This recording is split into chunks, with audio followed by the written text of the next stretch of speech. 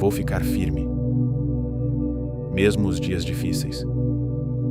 Vou ficar forte, mesmo tudo parece pesado demais.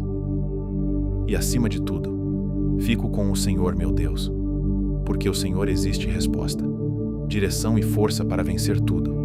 Ensina-me, Pai, a ser mais paciente, humilde e justo, para que eu não me distancie deste sonho lindo que tens para a minha vida.